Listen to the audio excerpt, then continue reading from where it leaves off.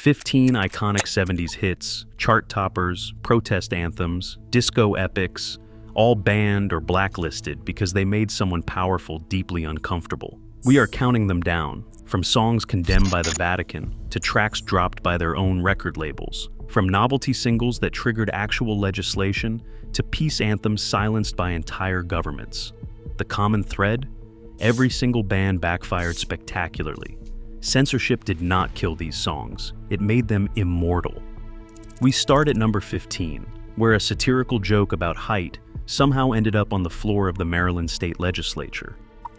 Number 15 sets the tone with Randy Newman's Short People, a song that shot up the Billboard Hot 100 from number 87 to a peak of number 2, all while sparking a moral panic nobody saw coming. The trigger was Newman's tongue-in-cheek line, "Short people got no reason to live," which was meant as satire, poking fun at prejudice itself. But irony didn't land for everyone. Within weeks, top 40 stations from New York to Chicago pulled the single, citing complaints that it was hate speech against the vertically challenged. The situation escalated to high comedy in 1978, when Maryland delegate Isaiah Dixon actually proposed a bill to outlaw the song's broadcast in the state. There was no FFC ruling, just a local firestorm, and a dash of legislative grandstanding. Newman, genuinely baffled, told the press, "The guy in that song is crazy." The result? Bans only fueled curiosity, and Short People became Newman's biggest hit. Sometimes, the joke's on the censors. Number 14, Alice Cooper's Only Women Bleed found itself in the crosshairs not for shock rock antics, but for daring to tackle domestic violence in a 1975 ballad. The song soared to number 12 on the US charts and even hit number 1 in Canada, but the title alone set off alarms. Many radio programmers misread the lyrics, assuming it was a tasteless joke about menstruation instead of a somber plea for empathy. In a move that feels almost surreal, record labels trimmed the title down to Only Women for radio, hoping to dodge controversy. The BBC took it a step further, flat out refusing to air the video after a medical advisor weighed in. Cooper, never one to shy away from a fight, called the bands thin-skinned, and insisted the track was about real pain, not cheap laughs. The result? The controversy only sent the song higher, later earning it a spot in the Michigan Rock and Roll Legends Hall of Fame. Sometimes, misunderstanding is the best public relations money can't buy. Number 13. Chuck Berry's My Ding-A-Ling turned a playground joke into a chart-topping scandal. In 1972, the song shot to number 1 in both the US and the UK, with Berry gleefully leading crowds in a sing-along about his so-called Ding-A-Ling. But the punchline didn't land for everyone. Enter Mary Whitehouse, Britain's self-appointed guardian of public morals, who launched a nationwide petition, calling the song a disgrace and demanding the BBC pull it from the airwaves. The BBC, not wanting to be outdone in the decency sweepstakes, obliged and banned the track from national radio. Meanwhile, US stations quietly dropped it from playlists, citing concerns over obscenity. The result? Sales exploded, and My Ding-A-Ling became Berry's only number 1 single. Berry, for his part, just grinned and shrugged. He said it was a joke, not a lewd act. The more they tried to silence it, the louder the chorus grew, a classic case of moral outrage backfiring in spectacular fashion. Number 12, Paul Simon's Kodachrome ran into trouble not for racy lyrics or political protest, but for dropping a brand name right in the chorus. In 1973, Simon's breezy ode to nostalgia and color film soared to number 2 on the United States charts. But the line Kodachrome gives us those nice bright colors set off alarm bells, especially across the Atlantic. The BBC, fiercely protective of its no advertising rule, flagged the song as unpaid product placement.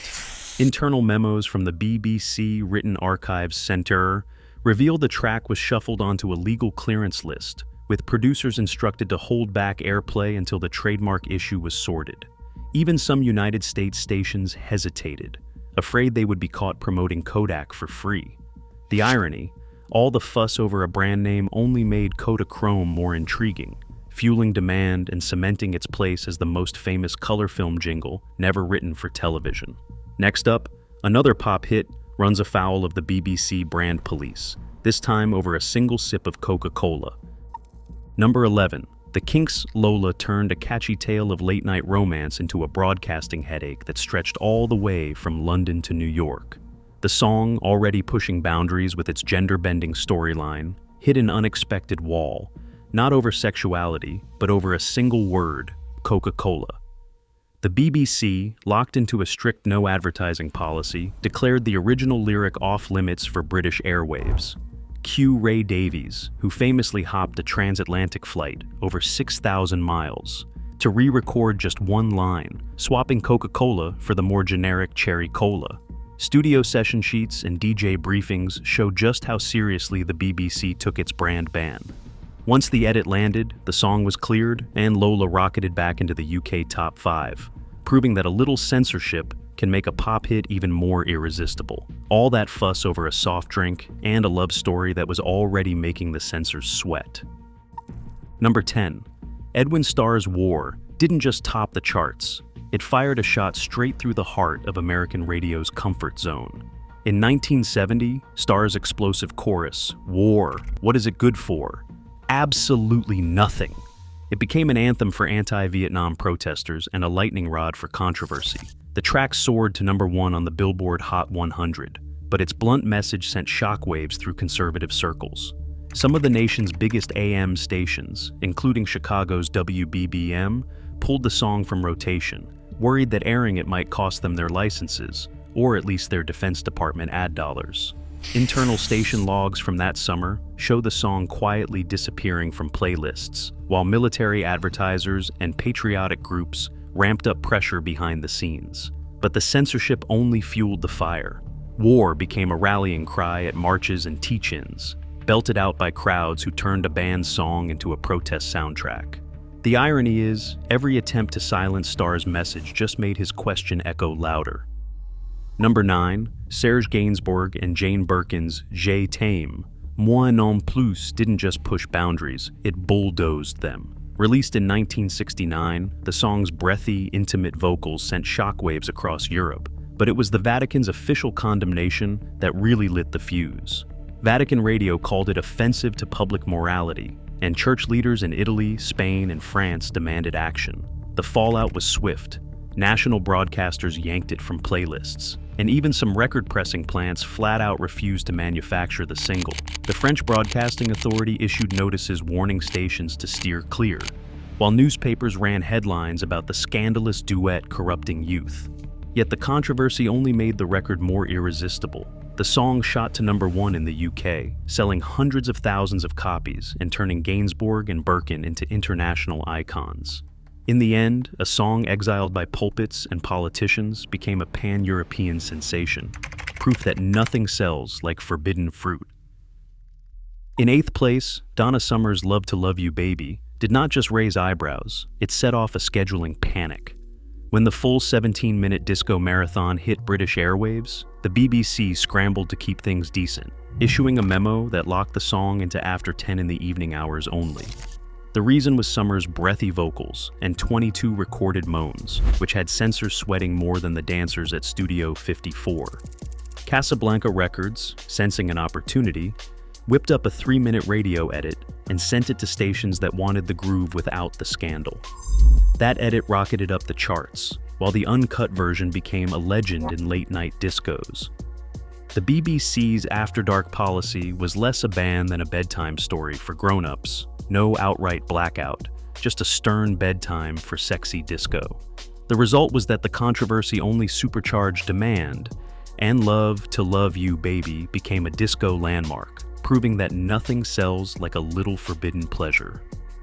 Number 7. The Rolling Stones song, Brown Sugar didn't just top the charts, it lit a fuse under every radio programmer with a conscience and a nervous sponsor. Released in 1971, the track barreled straight to number 1 in the US, but its raw cocktail of slavery, sex, and drug references was too much for some stations to swallow.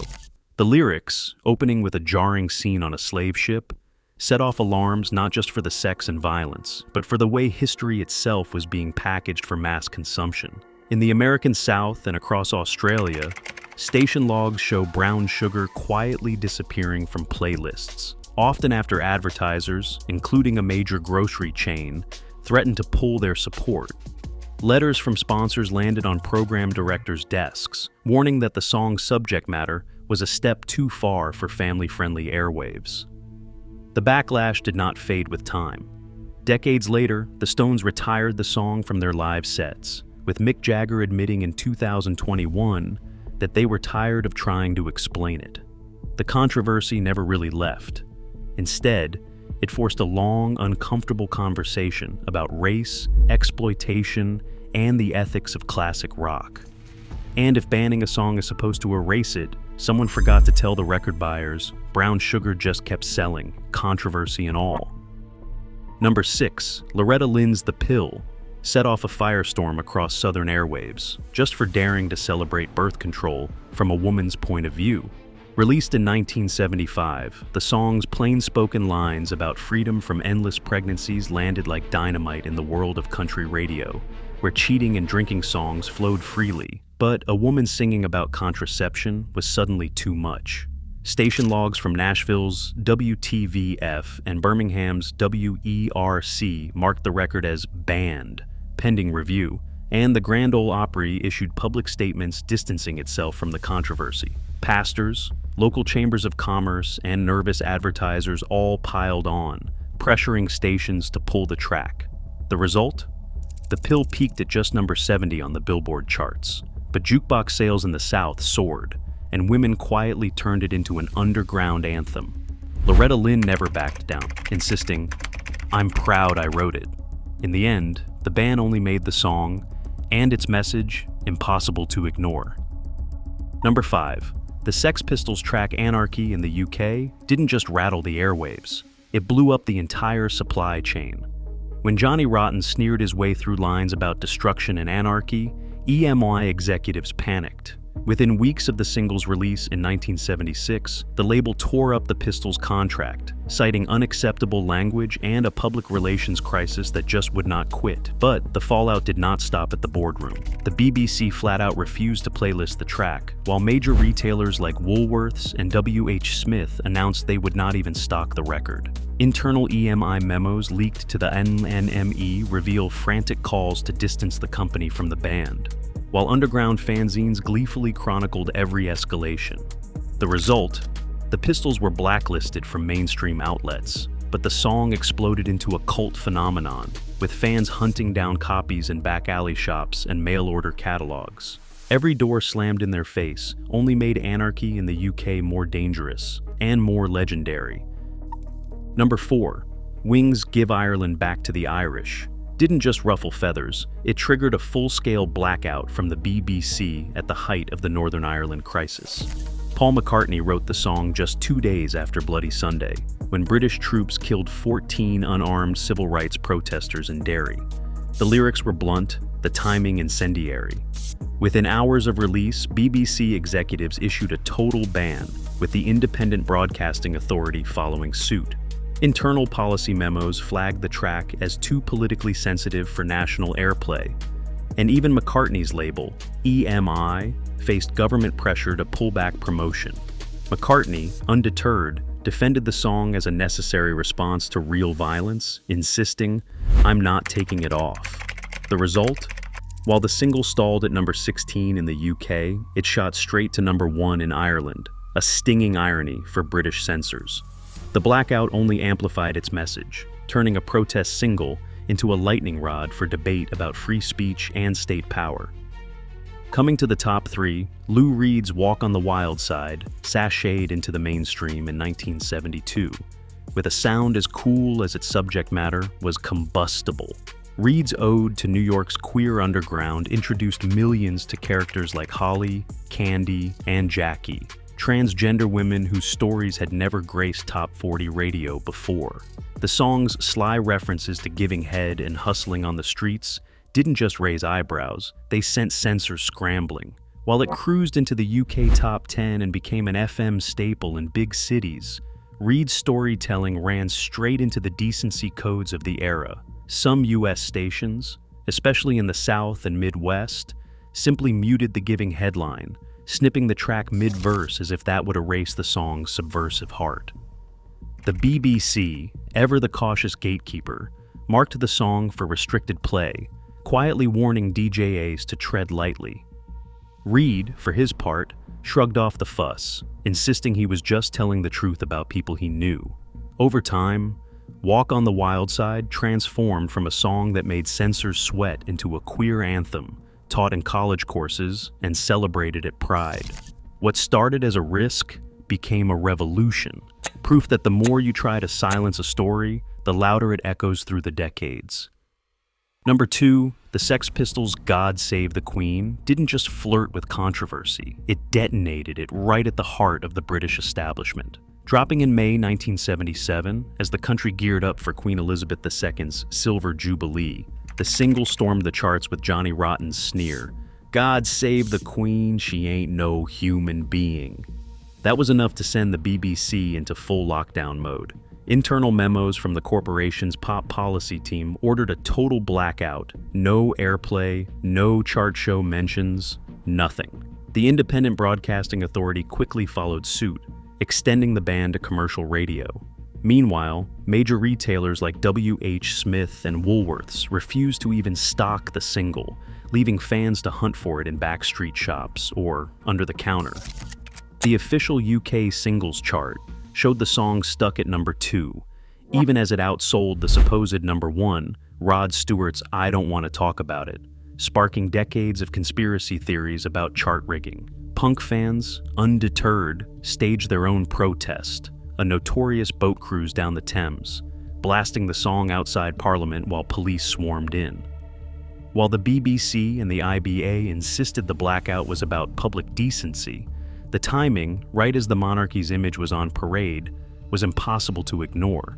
To this day, debate rages over whether God Save the Queen was deliberately kept from the top spot by nervous officials. What's not in doubt?